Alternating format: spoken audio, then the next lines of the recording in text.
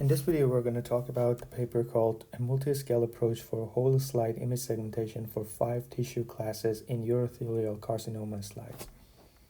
This is one of the articles showcasing the importance and benefits of using computer vision in automated recognition of the pathology slides. Let's just start with the abstract of this article. First, let's talk about the motivations that they mention. The increasing number of tissue samples without the same increase in the number of pathologists is one of the main motivations. It mentions that computational pathology, and here's the definition of that, where digital scans of histological samples called whole slide images or WSIs are being processed by computational tools. So we have like the computational pathology and its definition here, can be of help for the pathologists. They mentioned that most of the research in this domain is focused on the big four in cancer, meaning breast, lung, prostate, and bowel. Now, the focus of this work is on urothelial carcinoma. In this part, they mentioned the main challenges from the semantic perspective of looking into these images. They mentioned that the tissue samples of this carcinoma contains a mixture of damaged tissue, blood, stroma, muscle, and urothelium, where from all of these, the only two that are diagnostically relevant are muscle and urothelium. They go on to mention the applications of basically the model that they propose in this article, which are first to guide the pathologists to diagnose the relevant parts, and two, to use as input in the computer-aided diagnostic systems.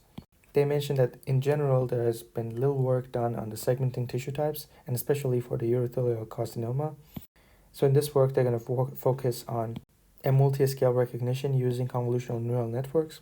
They have trained 28 models. They have worked the 3 magnification levels of 25 times, 100 times, and 400 times.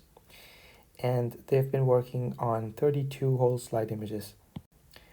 The F1 score that they report on the 6 classes that they have is 96.5%.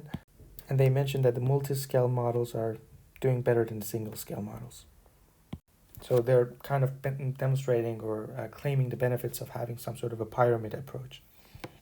Here is something that in their abstract is kind of sketchy. No tissue class ground truth for complete WSIs exists, but the best models were used to segment 7 unseen WSIs where the results were manually inspected by pathologists and are considered as very promising.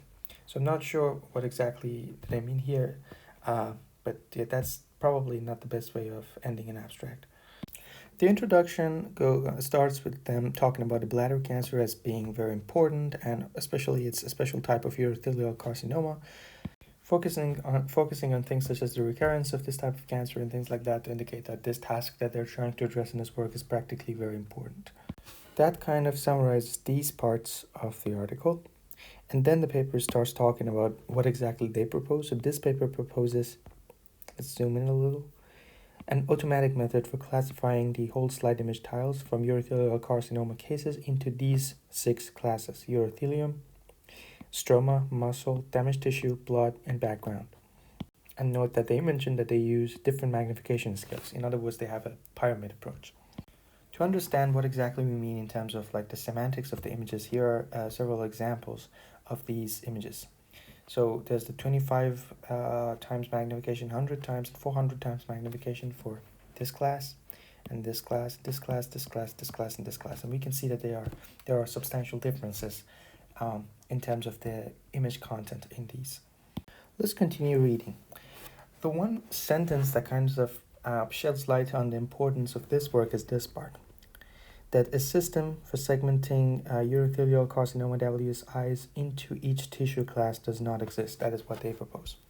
However, this part they mentioned that tile-based classification of WSIs have been done earlier. However, by only classifying a single tile, it leaves out a lot of information that this work that they are proposing tries to also include. And again, they kind of like bring this part to mention that having different magnification scales is important. And they mentioned that the WSIs viewed from different magnification scales identifies different information. Here is something that kind of they bring from the perspective of a human pathologist, and that's this part.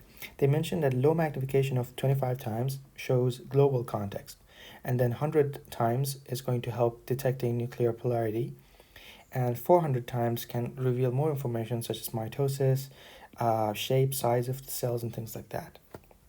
So they propose that they use all of these 3 magnification scales in order to kind of deal with the system.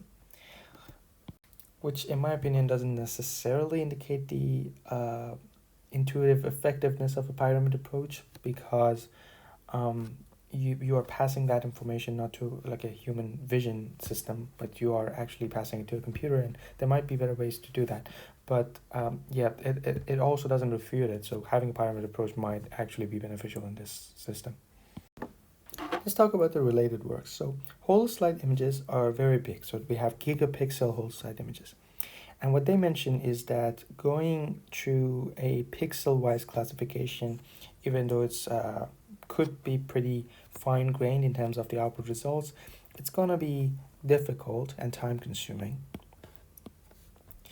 And they focus, for example, the second approach that they consider in the related works are based on the tile-wise classification. This means a coarser segmentation, depending on the resolution of the tiles, and every pixel within the tile would have the same class, which is significantly simplified. So let's talk about some of the works that already existed at the time of the publication of this article. So this work they mentioned uses a combination of both tile-wise and pixel-wise classification and uses it for segmentation. They talk about this system, which was basically an inception version tree-based tile-based prediction followed by pixel-wise classification. Then they talk about the advantages of having multi-scale approaches. Again, they mention that a pathologist uses multiple scales. Therefore, it might be useful to provide the AI model with multiple scales of context as well. So this part basically is them going over the multi-scale approaches that have been observed in the literature. Up until this part, they mentioned that most of the works have been focused on segmenting cancerous versus non-cancerous areas. However, the non-cancerous class may include several tissue types and things like that. This part, they mentioned that relatively little work is aimed at segmentation for bladder cancer WSIs. And they talk about these little works. So one of them is this one, a method of predicting low or high tumor mutational burden in bladder cancer. So there was a SVM classifier support vector machine that was used to predict the patient's TMB state using the extracted histological image features from the tumor regions. Here they mention another approach that was in the literature, which is basically predicting the pixel into a tumor or non-tumor first as a pre-processing step before then using another neural network for predicting a slide level diagnosis. Let's go through the aims and contributions now. One thing here is that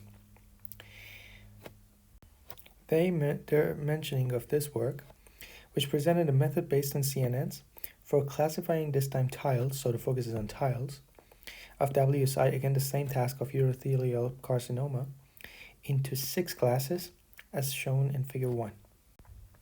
It was an autoencoder based approach, and it was first pre-trained on a large unlabeled dataset and afterward was tuned. So there was an unsupervised pre-training before and then it was fine-tuned on an annotated dataset. However, the unlabeled dataset part and that training is probably not as sophisticated as one might have hoped.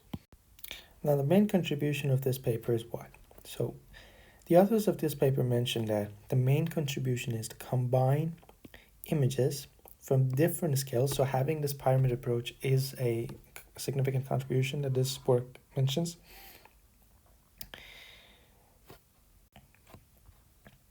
And essentially using these along with an extensive number of experiments to show the effectiveness of this proposed method. The use of transfer learning is basically manifested in using the weights of VGG16 network, and they focus on 25 times, 100 times, and 400 times magnifications based on a CNN for classification. Then they go on and talk about the data that they have used. One part that is kind of important is the CVO cross-validation dataset, in which an expert pathologist has carefully annotated selected regions in the whole slide images. And here we can find basically some more statistics about how many items from different kinds are in the dataset. So let's talk about the proposed system that they have. This is a picture that kind of shows an overview of the system. So you have the whole slide image, which is a very large gigapixel image. And then you create this kind of grids of tiles. And then step 1 is to create a binary background mask from the 25 times magnification. Now you're going to look into this background mask here, and then you have a grid of tiles after the background mask. So 0 means background, X means non-background. Now let's see how exactly this overlapping tile extraction and classification takes place. To see that, look at this area. So you're going to use a 128 by 128 input tile. However, the predicting area is going to be a small portion of that. Now here is basically where the description on that is. The extracted tile will always be 128 by 128 because this is basically the input dimension for the inference model that they use.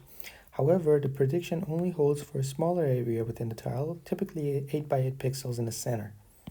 So these prediction areas don't have overlap, but in order to put them next to each other, the input tiles have to be overlapped. Here is another look at the model. We can see that there are these multiple stages, multiple scales, and they're being fed. The representations are concatenated, projected, and finally we will have the output. There are some more descriptions here about like the details of the system. And here is their results based on micro-averaged F1, which is not necessarily a great measure because of the possibility of data imbalance. However, eventually they show that having these multiple scales help in their specific framework. And that basically sums up the important components of this article.